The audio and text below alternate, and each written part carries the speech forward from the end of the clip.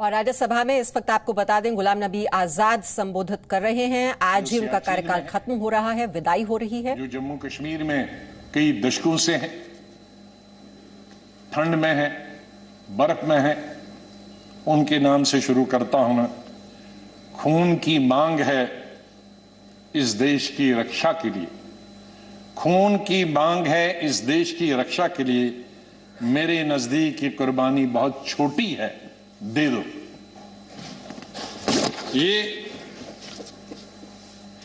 ये मेरे मन में बचपन से और स्कूल से ये बात रही। और जब मैं कश्मीर के सबसे बड़े college SP college Shri Pratap college में पढ़ता था, मुझे याद है वहां 14 अगस्त भी मनाया जाता था और 15 अगस्त भी मनाया जाता था हमारे कॉलेज में। और 14 अगस्त तो आप जानते हैं किसके लिए मनाया जाता, और मेजॉरिटी उनकी थी जो 14 अगस्त को मनाते, और बहुत कम माइनॉरिटी थी दर्जन के अंदर, जिसमें मैं भी था और मेरे दोस्त थे जो 15 अगस्त में स्टाफ के और प्रिंसिपल के साथ रहते थे। और उसके बाद हम एक हफ्ता कॉलेज नहीं जाते थे क्योंकि पिटाई होती। तो उस वक्त से निकलकर हम इस सोच के आए हैं जिस सोच में आज हम सब हैं। और मुझे खुशी है इस बात की कि इस सोच को बहुत सारे लोगों ने, और मैं बधाई देता हूं दूसरी पार्टीज को भी, वहां नेशनल कॉन्फ्रेंस हो, पीडीपी हो, बीजेपी तो शुरू से ही कौमी धारा की पॉलिटिक्स में थी, वो भी आहिस्ता आहिस्ता बड़े पैमाने पे आए और कश्मीर आगे बढ़ा। मेरी हमेशा ये सोच रही कि हम बड़े खुशकिस्मत हैं, जन्नत हिंदुस्तान ही है। मैं तो आजादी के बाद पैदा हुआ, लेकिन आज गूगल के जरिए मैं पढ़ता हूं, देखता हूं, सुनता हूं, यूट्यूब के जरिए पढ़ता हूं। मैं उन खुशकिस्मत लोगों में हूं जो पाकिस्तान कभी नहीं गया। लेकिन जब मैं पढ़ता हूं कि वहां किस तरह के हालात हैं पाकिस्तान के अंदर, तो मुझे गौरव महसूस होता है, मुझे फख्र महसूस होता है कि हम हिंदुस्तानी मुसलमान हैं। और बल्कि अगर मैं आज कहूंगा विश्व में किसी मुसलमान को अगर गौरव होना चाहिए, वो हिंदुस्तान के मुसलमान को गौरव होना चाहिए। हमने इन पिछले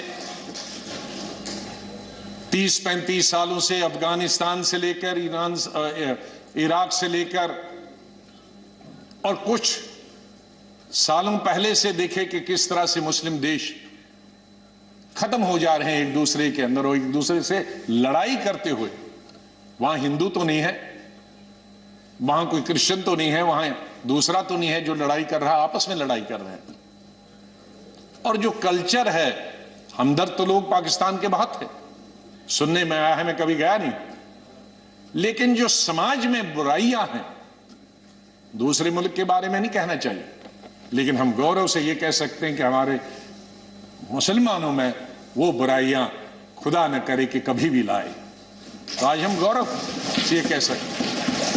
लेकिन यहां मेजॉरिटी कम्युनिटी को भी 2 कदम आगे बढ़ने की जरूरत है, तभी मेजॉरिटी कम्युनिटी 10 कदम आगे बढ़ी। मेरी हमेशा यह सोच रहेगी, पता नहीं शमशेर सिंह जी ने मेरी कश्मीर की चीफ मिनिस्टर बनने के बाद पहली पब्लिक मीटिंग के बारे में कभी सुना है कि नहीं। मैं जब सीएम बना तो पहली पब्लिक मीटिंग सीएम के तौर पे, आपको आश्चर्य होगा कहां ली होगी, वो मैंने सोपुर में ली, जहां के सोपुर में कोई कई दशकों से पब्लिक मीटिंग कोई कर नहीं सकता, आज भी नहीं कर सकता। शहर में तो नहीं की, लेकिन उसी कॉन्स्टिट्यूंसी में की जहां गिलानी साहब हैं, जो गिलानी साहब वहां से 3 दफा एमएलए चुन के आए। और उस पब्लिक मीटिंग में मैंने क्या कहा था कि मेरी सरकार जम्मू कश्मीर के लोगों की सरकार होगी, और अगर मेरी सरकार का कोई मंत्री धर्म की बुनियाद पर, मजहब की बुनियाद पर और पार्टी की बुनियाद पर इंसाफ करेगा तो मुझे शर्म आएगी कि ऐसा मंत्री या ऐसा अफसर मेरे साथ काम कर रहा। तो मैं उसी सोच का हूं कि जहां भी जाएं मुझे प्यार मिला लोगों का, बहुत प्यार मिला। आनंद शर्मा जी ने जैसे बताया, शरद जी ने जैसे बताया कि उनको तो बहुत अरसे से जानता, मुझे सौभाग्य मिला और उसके लिए मैं बधाई देना चाहता हूं और धन्यवाद करता हूं। आज वो जिंदा नहीं, इंदिरा गांधी जी का, संजय गांधी जी का, जिनकी वजह से मैं यहां पहुंचा और फिर काम करने का अवसर मुझे तकरीबन 5 अध्यक्षों के साथ मिला और 4 या 5 प्राइम मिनिस्टरों के साथ मंत्रिमंडल में काम करने का मिला। लेकिन अवसर यह मिला कि मैं हिंदुस्तान के सभी 35-36 यूटीज और स्टेटों का इंचार्ज करने का अवसर मिला। तो आज मेरे दोस्त, भाई, बहनें, मैं ये कह सकता हूं कि अंडमान से लेकर और लक्षद्वीप तक और कश्मीर से लेकर कन्याकुमारी तक, सिक्किम से लेकर गुजरात तक, ये बहुत एक चीज कमाई, बहुत कुछ सीखा मैंने इस पार्लियामेंट। मुझे अवसर मिला पार्टी के जनशक्ति या मंत्री के रूप में, वो इंदिरा जी के वक्त में मिला, राजीव जी के वक्त में मिला, सोनिया गांधी जी के वक्त में वो अवसर उन्होंने मुझे प्राप्त कराया, राहुल गांधी जी के वक्त में, और मुझे शायद बहुत सारे कम लोगों को ये अवसर प्राप्त हुआ होगा कि जो अपनी उम्र से दुगने के लोग थे और बड़े लीडर थे, उनके साथ पार्टी की तरफ से मीटिंग करने का मौका मिला और पार्टी के साथ कई नेगोशिएशन करने का मौका मिला। उनमें ज्योति बासु जी थी, करुणानिधि जी थे, जयललिता जी के साथ मैंने अलायंस किया, करुणाकरण जी थे, चंद्रशेखर जी थे, देवीलाल जी थे, मुलायम सिंह यादव जी थे, प्रकाश सिंह बादल जी से अलायंस तो नहीं किया, लेकिन कई चीजें, जब मैं मिनिस्टर ऑफ स्टेट होम था तब कई मीटिंगें। तो हिंदुस्तानी मुसलमान होने पर फक्र है और ये विदाई भाषण आप सुन रहे हैं गुलाम नबी आजाद का। और बिहार में इस वक्त शपथ ग्रहण समारोह की शुरुआत हो गई है, नीतीश मंत्रिमंडल का विस्तार। हमने बखूबी अंजाम नहीं के लिए ऐसा करना मंजूर हो। मैं वास्तव तौर पर खिलाफ इजहार नहीं करूंगा।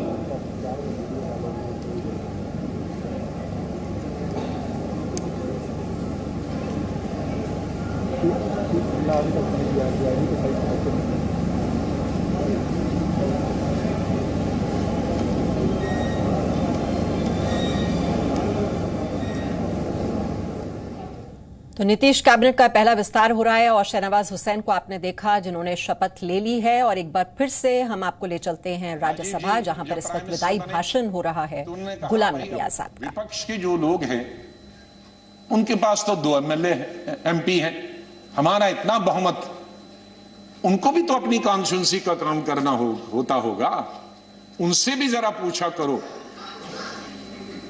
जब पार्लियामेंट्री अफेयर्स में मिनिस्टर बना मैं उनके वक्त में राजीव गांधी जी, तो फिर एक दफा फिर याद दिलाया कि आप बहुत सारे काम अपनी पार्टी के कराते हो, विपक्ष के भी कुछ करते हो। मैंने कहा मैं बिल्कुल उनके भी पूछता हूं, जो जो बताते हैं, हर चीज आपको बताने की जरूरत नहीं, हम अपने लेवल पे करते हैं। और बाद में मैंने यही चीज माननीय अटल बिहारी वाजपेयी जी से सीखी। 5 साल 91 से 96 तक मैं पार्लियामेंट्री अफेयर्स मिनिस्टर रहा और भी पोर्टफोलियोज थे मेरे पास।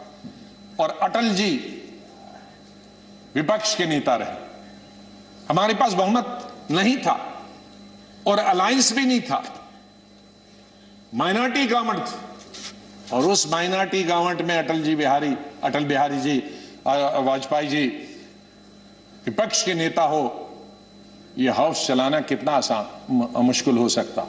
लेकिन मैं कहूंगा कि सबसे आसान हाउस चलाना उन 5 साल में मुझे अटल जी की लीडरशिप हो।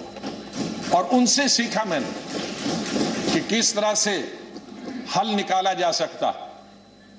विपक्ष की भी बात रहे और सरकार की भी बात रहे। मैंने अपने एलओपी के जमाने में ये कोशिश की कि हम यहां आए हैं, लोगों ने हमको चुना है कानून बनाने के लिए, लोगों ने हमें चुना है कई मसलों का समाधान निकालने के लिए, हल निकालने के लिए, उनकी मुश्किलात, उनके लिए रोजगार पैदा करना, एम्प्लॉयमेंट करना, डेवलपमेंट करना, विकास करना, सड़कें, नहरें, स्कूल, कॉलेज, अस्पताल बनाना, बिजली पैदावार करना। तो अगर हम हर वक्त ये आपस में ही लड़ते रहे, झगड़ते रहे और वो कानून पास नहीं होंगे तो लोगों का विश्वास हमसे उड़ जाएगा। इसलिए जब भी मैं अपने साथियों को भी समझाता था कि इसको मिक्स करो, एक आध दिन विरोध दिखाओ, एक आध दिन झगड़ा करो और बाकी दिन डिस्कशन करें। ये मैंने हमेशा प्रयास किया अपने। मैं धन्यवाद करता हूं हमारे उस तरफ के भी साथियों को जिन्होंने, और इस तरफ के सभी लीडरों को जिन्होंने उस प्रयास में पूरा अपना सहयोग दिया। मैं अपनी बात गृह मंत्री जी को स्टेटमेंट देना था, मैं उनका धन्यवाद करता हूं और सबसे ज्यादा धन्यवाद मैं प्राइम मिनिस्टर का करता हूं कि आपने सबको सुना, आपने इतना समय 2 घंटे से ज्यादा यहां समय दिया। आप बहुत भावुक हुए और सच है, हकीकत।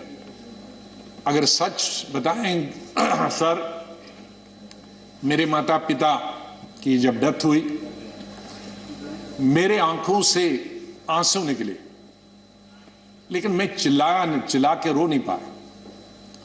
मैंने जिंदगी में सिर्फ चिल्ला के रोया।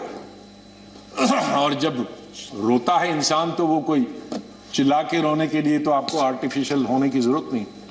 वो थी पहली संजय गांधी की मौत, इंदिरा गांधी की मौत, राजीव गांधी की मौत, अलग अलग जगह थी क्योंकि तीनों मौतें अचानक हो गई थी। शायद अगर नेचुरल मौत होती तो वो चीख नहीं निकलती। और चौथी थी जब सुपर सुनामी आ गया था उड़ीसा में 99। मैं हॉस्पिटल गया अपने पिताजी को दिखाने के लिए और उन्होंने कहा कि इनको गैलेपिंग कैंसर है। मुझे तब तक ये गैलेपिंग कैंसर का नहीं, कैंसर मालूम, गैलेपिंग। तो मैंने पूछा इसका क्या मतलब हुआ कि ज्योग्राफिकल रेशो से बढ़ता है, 2 का 4, 4 का 8, 8 का 16, 16 का 64, जो बढ़ जाता है और इसकी अपर लिमिट है 21 दिन। तो 21 दिन आप कहीं मत जाओ। दोपहर को मैं ये लेके आया और सुबह हमने प्रोग्राम बनाया कहीं जाने का, इनको घुमाएंगे। मिसेस गांधी का शाम को फोन आया कि वहां साइक्लोन है, कोई दूसरे जनरल सेक्रेटरी हैं वो जाना नहीं चाहते और तुम ही जा सकते हो। अब मैं उनको कहता कि मैं, अगर मेरे डॉक्टर ने ये कहा है तो कहेंगी बहाना कर रहा। तो मैं अपने पिताजी को छोड़कर मैंने कहा 2 दिन में वापस आऊंगा। गुजरात के, ये उड़ीसा के लोगों के लिए एक नई बात कहता हूं क्योंकि इसका लुल्लू, इसका गवाह था, वो इस दुनिया में नहीं रहा। हमारा कांग्रेस का यंग लीडर था, यूं बहुत हाउस होल्ड नेम है आज भी। उड़ीसा जब एयरपोर्ट पे पहुंचा तो 1000 आदमी था, लड़के। तो कहा सर पैदल चलना है क्योंकि सारे पेड़ जो हैं, शहर पानी में है और सारे पेड़ सड़कों पर, तो ये 10-12 किलोमीटर पैदल चलना। चले हम। तो सबसे बड़ा काम क्या था पहला, और मिनिस्टर कोई नहीं, चीफ मिनिस्टर भाग गए थे, मिनिस्टर भाग गए थे, कोई एडमिनिस्ट्रेशन, कोई। दुकानें तोड़कर मैंने उनकी लिस्ट बनाई पुलिस की मदद से कि उनको पैसे देंगे बाद में। हमने हथियार लिए जंगल काटने के, 3 रातें और 3 दिन। और अटल जी से जाते ही मैंने फोन पे संपर्क किया, अटल जी प्राइम मिनिस्टर, कि ये स्थिति है और हम सड़क तैयार करेंगे, तब आप आइए ताकि हम वहां समंदर तक पहुंच जाएं। 3 रात और 3 दिन हम तकरीबन 1000 लड़के यूथ कांग्रेस के मैंने लगाए काटने में और सड़क। फिर पीएम को फोन किया, फिर वो हेलीकॉप्टर से आए, फिर उनसे राशन मंगाया। फिर उसके बाद मैंने सोनिया गांधी जी को कहा और वहां मैं रोया जब मैंने लाशें देखी, सैकड़ों लाशें तैर रही थी जब हम समंदर के किनारे तक पहुंचे, वहां मैं चिल्ला के रोया। वो चौथी दफा था। और पांचवी दफा जिसका उल्लेख माननीय प्रधानमंत्री जी ने किया और वो भावुक हुए। मैं 2005 में जब चीफ मिनिस्टर बना नवंबर में, और मई में जब दरबार कश्मीर में खुला, तो मेरा स्वागत गुजरात के मेरे भाइयों और बहनों की कुर्बानी से हुआ। मैं अभी 2 ही दिन पहले पहुंचा था, तो वहां स्वागत करने का मिलिटेंट का यही तरीका था कि आप हत्या करो गरीबों की तो वही स्वागत होता। उसका मतलब था कि हम हैं, इस गलतफहमी में न रहना। न निषाद बाग जो कि राजभवन के साथ, वहां बस से उस पर लिखा था गुजरात की बस, उसमें हमारे तकरीबन 40-50 गुजरात के हमारे भाई बहनें टूरिस्ट, उस पे उन्होंने ग्रेनेड लगाया और मेरे ख्याल में दर्जन से ज्यादा लोग वहीं हताहत हो गए और कई जख्मी हो गए। मैं एक फौरन तुरंत जगह पे पहुंचा, लेकिन तब तक पुलिस ने वो हटा दिया। फिर मैं जैसे माननीय प्रधानमंत्री जी, इन्होंने भी डिफेंस मिनिस्टर से बात की, मैंने प्रधानमंत्री जी से बात की, जहाज आया मी-8 उनको लेने के लिए। लेकिन जब मैं एयरपोर्ट पे पहुंचा तो जाहिर है सिक्योरिटी वाले कहते हैं कि सीएम आ रहे हैं, सीएम आ रहे हैं। एयरपोर्ट पे ये सब जाने के लिए तैयार थे। हमारे जख्मी भाई, छोटे छोटे बच्चे। तो जब मैं एयरपोर्ट पे पहुंचा तो इन बच्चों ने, जिसका किसी का पिता मर गया था, किसी की मां मर गई थी, वो रोते रोते मेरे टांगों से जब लिपट गए तो मैं जोर से मेरी आवाजें निकल गई, ये खुदा ये क्या तुमने किया। मैं कैसे जवाब दूं इन बच्चों को, मैं कैसे जवाब दूं उन बहनों को जो यहां तफरी के लिए आए थे, सैर के लिए आए थे, और आज मैं लाशें लेकर इनके हवाले कर रहा हूं उनके माता पिता के। तो ये भावुक होने की जरूरी बात थी। आज हम ये अल्लाह से, भगवान से यही दुआ करते हैं कि इस देश से मिलिटेंसी खत्म हो जाए, इस देश से आतंकवाद खत्म हो जाए।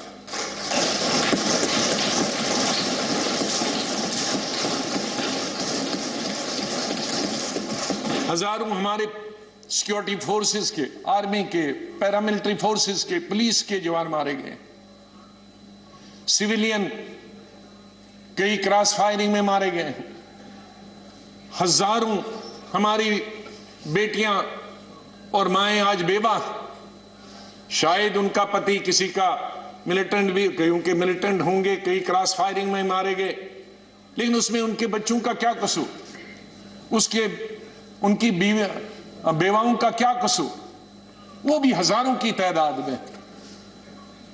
ये मिलिटेंसी जब खत्म हो जाएगी तो उनके बच्चे, उन बेवाओं, उनको भी रोजगार मिलेगा, वो भी इंसानों की जिंदगी बसर करेंगे। इसके लिए हमने सबने प्रयास करना, सरकार ने, विपक्ष में, और कोई हल निकालना है ऐसा कि हमारे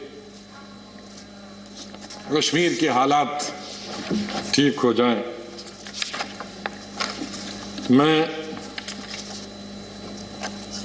इससे पहले कि कुछ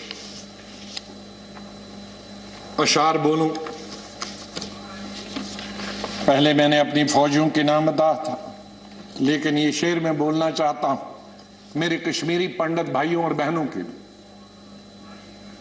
जब मैं कश्मीर में पढ़ता था तो सबसे ज्यादा वोट में यूनिवर्सिटी में जब जीत के आता था तो कश्मीरी पंडित मेरे सबसे ज्यादा लड़के और लड़कियां वोट देते थे। बहुत सारे लोगों को मालूम नहीं कि कश्मीर में लड़कियां हिंदुस्तान के मुकाबले में सबसे ज्यादा, जम्मू में नहीं, कश्मीर में, जिसको मैं एमएससी कर रहा था तो साइंस में तकरीबन 50% लड़कियां होती थी और आर्ट्स में 90%। तो ओवरऑल ज्यादा लड़कियां पोस्ट ग्रेजुएशन पढ़ती थी। तो मैं जब यूनिवर्सिटी का इलेक्शन लड़ता था तो हमारे कश्मीरी पंडित लड़के हों या लड़कियां, सबसे ज्यादा वोट मुझे 100% मिलते थे। मैं 99 भी नहीं कहूं।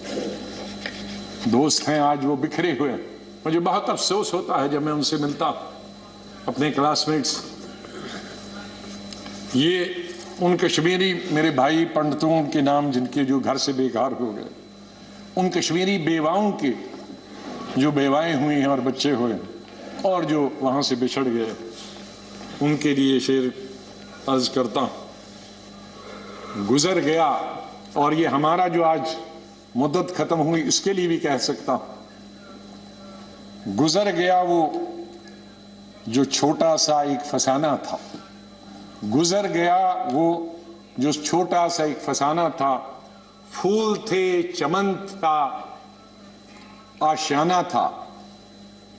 गुजर गया वो जो छोटा सा एक फसाना था। फूल थे, चमन थे, था, आशियाना था। न पूछ उजड़े नशे मन की दास्ता। घोंसला उजड़ गया। न पूछ उजड़े नशे मन की दास्ता। न पूछ थे 4 तिनके मगर नाम आशियाना तो था। तो हम उस आशियाने को, आप दोनों यहां बैठे हैं, उसको फिर आशियाना बनाए जो इस वक्त उजड़ा हुआ है। उसके लिए हम सबको प्रयास करना। और मुझे, जैसे मैंने बताया, बहुत काम कर चुके हैं, सेवा कर चुके हैं, आशीर्वाद सबका मिला है। मैं यही कहूंगा, दिल ना उम्मीद तो नहीं, नाकाम ही तो है। दिल ना उम्मीद तो नहीं, नाकाम ही तो है। लंबी है गम की शाम, शाम ही तो है। कितनी लंबी होगी? सवेरा तो आई, विंटर में जरा लंबी होती है। तो लंबी है गम की शाम, मगर शाम ही तो है। सवेरा तो फिर आ जाएगा। और आखिर में ये कहूंगा, चाहे हम याद यहां ना होंगे, लेकिन फिर उसके लिए कहूंगा, बदलेगा न मेरे बाद भी मौजूए गुफ्तगू। बदलेगा न मेरे बाद भी मौजूए गुफ्तगू। मैं जा चुका हूंगा, फिर भी तेरी महफिलों में रहूंगा। माननीय चेयरमैन साहब, मैं आपका बहुत बहुत धन्यवाद करता हूं।